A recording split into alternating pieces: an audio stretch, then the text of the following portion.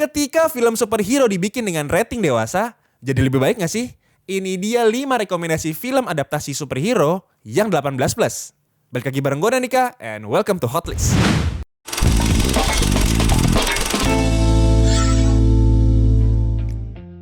Yang pertama, Blade.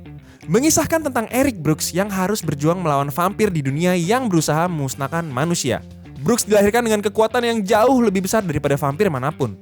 Karena dia adalah makhluk setengah vampir, setengah manusia, sehingga memiliki imun terhadap sinar matahari dan ketahanan tubuh ekstra.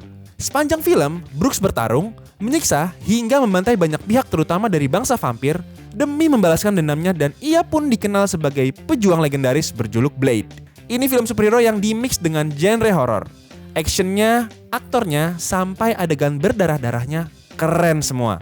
Bahkan dulu gue gak sadar kalau Blade merupakan properti Marvel saking sadisnya. Yang kedua, Watchmen. Watchmen berlatar di alternative world tahun 1985 di mana kegiatan persuperheroan dibatasi oleh pemerintah Amerika. Tapi di saat kematian mantan superhero terkenal jadi misteri, rekan-rekannya pun kembali beraksi demi mengungkapkan konspirasi besar yang terjadi di belakang layar. Zack Snyder dengan ciri khasnya berhasil mengadaptasi novel grafis karya Alan Moore secara baik. Film ini terbilang berat karena ceritanya yang banyak berkaitan dengan isu-isu politik. Yang ketiga, Kick-Ass. Film ini berpusat pada Dave, seorang anak cupu yang terobsesi pada dunia superhero. Di suatu kejadian, Dave mengalami kecelakaan yang justru membawanya ke karir kepahlawanan yang ia impikan. Dari situ ia dipertemukan dengan teman seperjuangan sekaligus musuh bebuyutannya. Meski berating dewasa, tapi itu nggak menghilangkan kekonyolan cerita di film ini. Semua plotnya dibawakan dengan cara yang kocak, tapi brutal. Ada 2 Quicksilver, Aaron Taylor Johnson, dan Evan Peters di film pertamanya.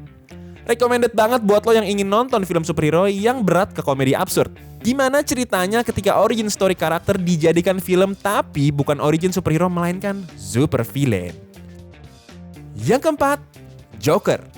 Arthur Fleck adalah seorang pengidap gangguan mental dengan perjalanan hidup yang tidaklah mudah. Nah, drama psikologis ini dibawakan dengan cara menyentuh, dan dari karakter Joker yang digambarkan gila di komik dan di versi film sebelumnya, di film ini semua dituturkan dengan lebih manusiawi, tapi tetap brutal di akhir. Yang kelima, Logan. Film ini diproyeksikan sebagai penutup kisah Hugh Jackman sebagai Wolverine.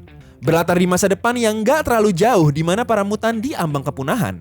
Logan mencoba menjalani kehidupan normal, tapi semua berubah ketika pasukan pengontrol mutan memburu seorang bocah yang ternyata merupakan keturunan Logan. Logan, bocah tadi, dan Profesor X yang menderita demensia berkelana menghindari pasukan jahat yang mengincar mereka. Film ini dipenuhi dengan adegan sadis dan berdarah, tapi tetap bisa mengiris hati lewat adegan-adegan yang menguras air mata. Nah, dari 5 film tadi, mana film superhero berating dewasa favorit lo? Tulis di kolom komentar ya. Oke, sekian Kincir Hotlist bersama gue Nandika. See you and have a nice day.